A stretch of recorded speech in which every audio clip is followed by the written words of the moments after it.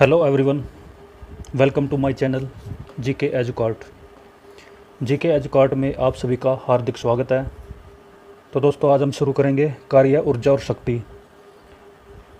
ये हमारी भौतिकी विज्ञान का 4th वीडियो है। इससे पहले मैं 3 वीडियो बना चुका हूँ, जिसमें मैंने भौतिकी विज्ञान के मात्रक को कवर किया था। उसके बाद हमने गति के बारे में पढ़ा था। नेक्स्ट वीडियो में गति के जो टॉपिक है उसमें हमने कुछ चाल, विस्थापन, वेग, त्वरण, परिक्षेपीय गति और न्यूटन की गति के नियम, बल, आघूर्ण, टॉर्क, सेंट्रीफ्यूगल फोर्स, जिन्हें अपकेंद्रीय बल और अपकेंद्रीय बल भी बोला जाता है, वो सब हमने लास्ट के 2 वीडियो में कवर किया था।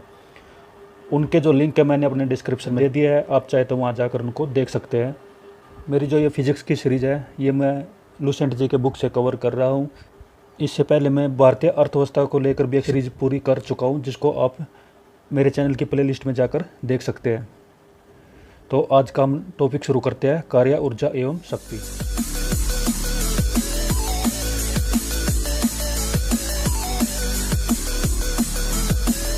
तो शुरू करते हैं कार्य। कार्य यानी कि वर्क।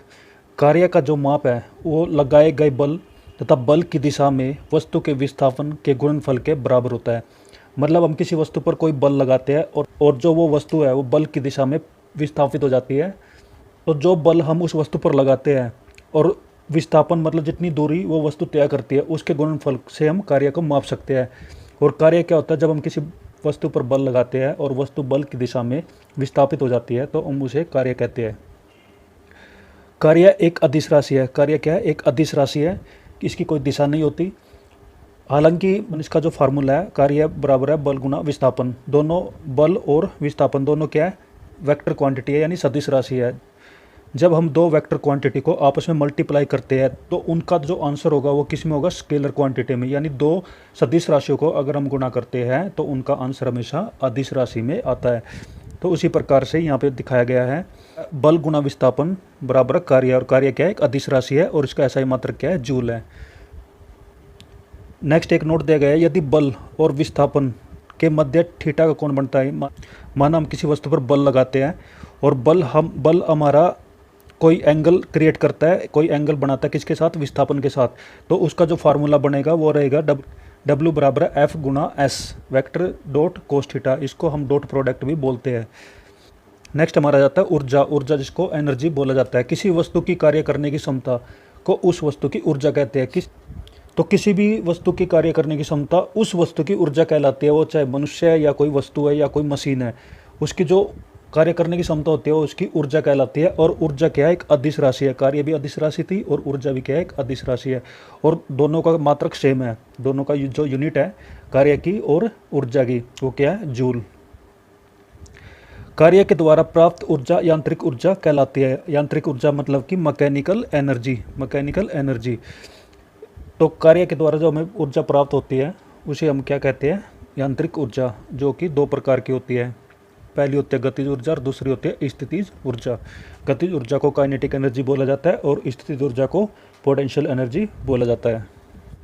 तो गतिज ऊर्जा क्या होती है, यानी काइनेटिक एनर्जी क्या होती है? किसी वस्तु में उसकी गति के कारण यानी स्पीड के कारण कार्य करने की जो क्षमता आ जाती है उसे उस वस्तु की गतिज ऊर्जा कहते हैं।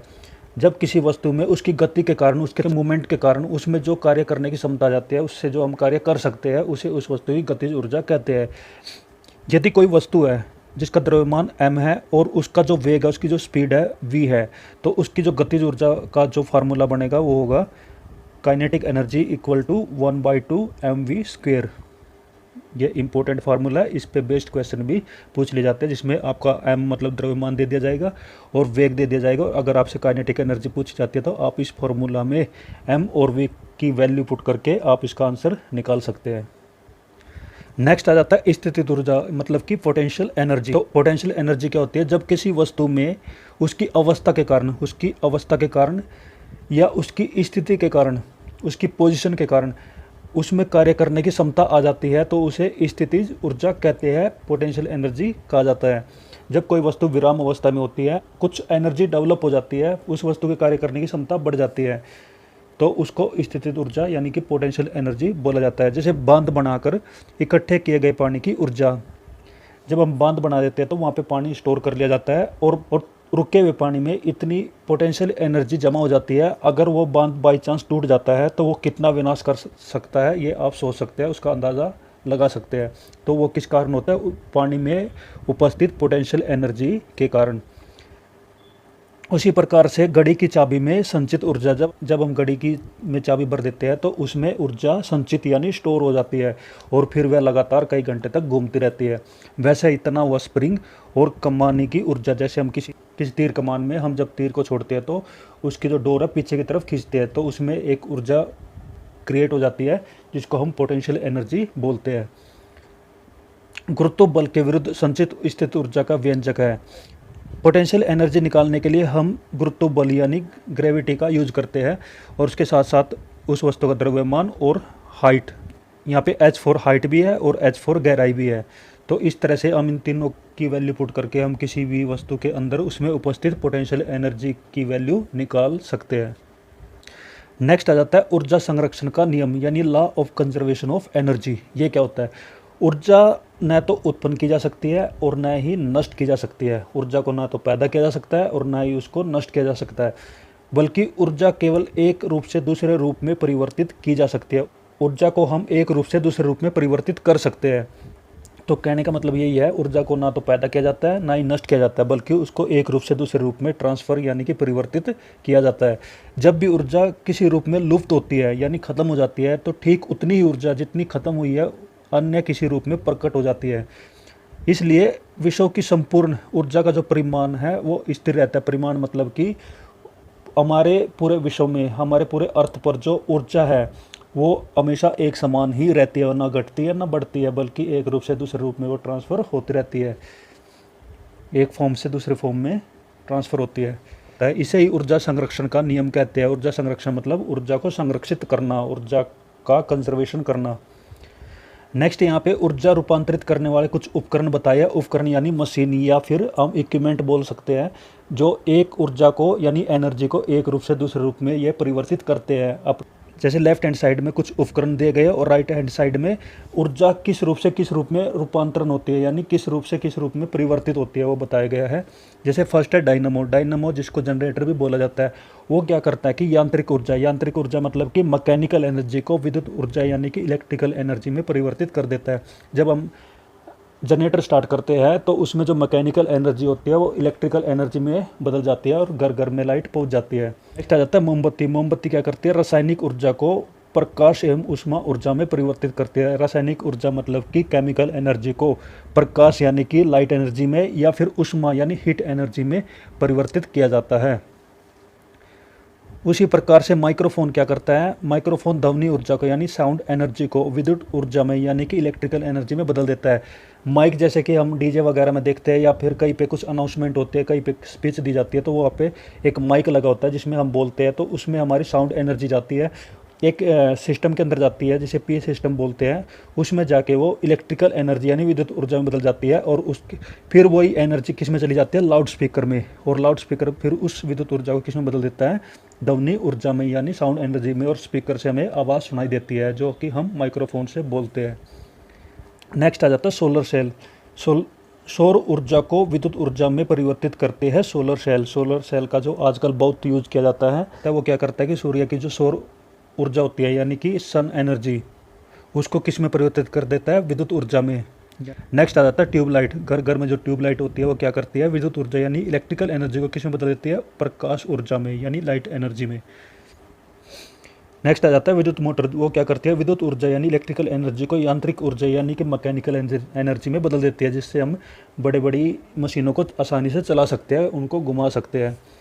नेक्स्ट आ जाता है विद्युत बल्ब। वो क्या करता है? विद्युत ऊर्जा को यानी इलेक्ट्रिकल एनर्जी को किस में बदल देता है? प्रकाश और ऊष्मा ऊर्जा में। उसके बाद आ जाता है विद्युत सेल। ऊपर हमने सोलर सेल पढ़ा था जो कि सौर ऊर्जा को किस में बदलता है? वो विद्युत ऊर्जा में बदलता है। अब हम पढ़ेंगे विद्युत सेल जो कि रासायनिक ऊर्जा मतलब कि केमिकल एनर्जी को विद्युत ऊर्जा यानी इलेक्ट्रिकल एनर्जी में परिवर्तित कर देता है। नेक्स्ट आ जाता है सितार। यांत्रिक ऊर्जा को यानी मैकेनिकल एनर्जी को किस में बदल देता है?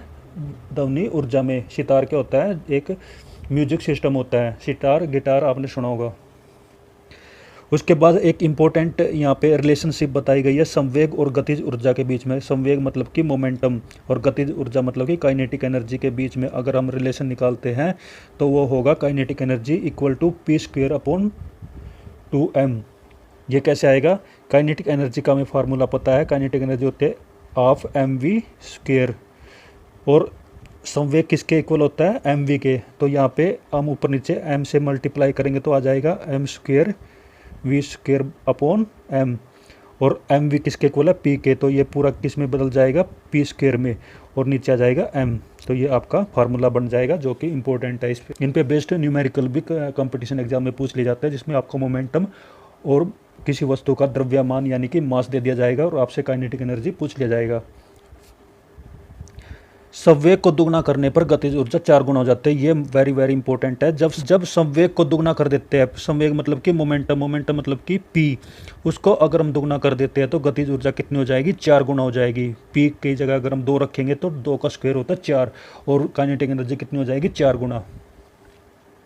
तो नेक्स्ट आ जाता है शक्ति। शक्ति यानी कि पावर, कार्य करने की दर। कार्य करने की दर को शक्ति कहते हैं। यदि किसी कर्ता के द्वारा W कार्य t समय में किया जाता है, यदि कोई व्यक्ति किसी समय में कुछ कार्य करता है तो उसकी जो शक्ति होगी वो कितनी हो जाएगी? W/T। शक्ति का जो SI मात्रक है वो क्या है? वाट। ये इंपॉर्टेंट है। शक्ति का SI मात्रक क्या होता है? वाट, जिसे वैज्ञानिक जेम्स वाट के सम्मान में रखा गया था। जेम्स वाट वैज्ञानिक थे किसके? फिजिक्स के। यहाँ पर शक्ति का फार्मूला बताया गया। शक्ति बराबर है कार्य बटे समय, और कार्य को हम किस में मेजर करते हैं? जूल में, और समय को किस में मापते हैं हम? सेकंड में। तो जूल बटे सेकंड।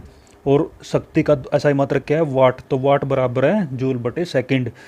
और इसको 10⁷ अर्ग पर सेकंड भी रख सकते हैं। क्यों? क्योंकि 1 जूल के अंदर 10⁷ अर्ग होते हैं।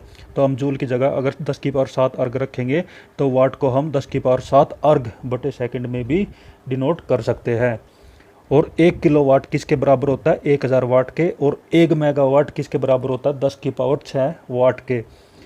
ये किलो, मेगा, गीगा, टेरा, पीटा, एक्सा, ये हम 10 की इन घातों में हम पढ़ चुके हैं, जो कि हमने फर्स्ट वीडियो में हमने कवर किया था। नेक्स्ट इंपॉर्टेंट आ जाता है कि शक्ति की एक और मात्रक होती है जिसको असौ शक्ति कहते हैं। शक्ति यानी कि पावर का एक और मात्रक होता है जिसको हम असौ शक्ति कहते हैं। और असौ शक्ति जो यूनिट है, ये जो इकाई असौ शक्ति किसके द्वारा दी गई है? जेम्स वाट के द्वारा। और एक असौ शक्ति कितने के बराबर होती है? 746 वाट के बराबर। इसके अलावा अगर हम इसको FPS सिस्टम में निकालते हैं तो 550 फीट LBS। LBS मतलब पाउंड। और वाट क्या है? वाट SI यूनिट है। अगर SI यूनिट को हम बदल देते हैं CGS यूनिट में तो वाट की जगह हम क्या रख देंगे? 10⁷ अर्ग पर सेकंड। ये हमने ऊपर कवर किया था, और ये 740 वाट के मल्टीप्लाई में आ जाता है। और 1 किलोवाट बराबर है 1000 बटे में 740, मतलब कि 1.34 हॉर्स पावर। और आज की वीडियो का लास्ट हमारा जाता है वाट सेकंड। वाट सेकंड क्या होता है? 1 वाट सेकंड होता है 1 वाट गुणा में 1 सेकंड। और इसको किस में मेजर करते हैं? जूल में। यानी 1 जूल बराबर होता है वाट गुणा में सेकंड। और उसके बाद आता है 1 वाट घंटा यानी वाट आवर्स। वो किसके बराबर होता है? 3600 जूल के बराबर। और सबसे इम्पोर्टेंट आ जाता है 1 किलोवाट आवर्स में 1 किलोवाट आवर्स कितने के बराबर होता है? 1000 वाट घंटा के बराबर। अगर घंटे को हम बदल देते हैं CGS यूनिट में तो हमारा आंसर आ जाता है 3.6 × 10⁶ जूल।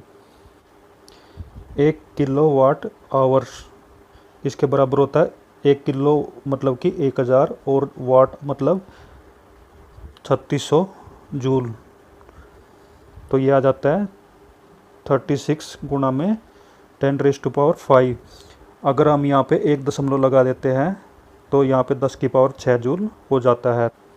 तो 1 किलोवाट आवर्स बराबर होता है 3.6 × 10⁶ जूल। इसके अलावा शक्ति के और भी मात्रक होते हैं, जैसे कि वाट, किलोवाट, मेगावाट और हॉर्स पावर। ये सभी किसके मात्रक होते हैं? शक्ति के। और वाट सेकंड, वाट आवर्स, किलोवाट आवर्स, ये किसके मात्रक होते हैं? कार्य तथा ऊर्जा के। तो आज का एक छोटा सा वीडियो था जो हम यहीं पर ही ख़त्म करते हैं। इसके बाद हम जो नेक्स्ट वीडियो लेकर आएंगे उसमें हम कवर करेंगे गुरुत्वाकर्षण के बारे में। वो वीडियो हम जल्द लेकर आएंगे। तो आज की जो वीडियो है आपको कैसी लगी है कमेंट जरूर करिएगा। अगर आपको अच्छी तरह समझ में आती है तो अपने दोस्तों के साथ शेयर करिए, साथ के साथ चैनल को सब्सक्राइब कर लीजिए ताकि आने वाली वीडियो आपको मिलते रहे। तो बेस्ट ऑफ लक सभी को। Thank you. जय हिंद, जय भारत, वंदे मातरम।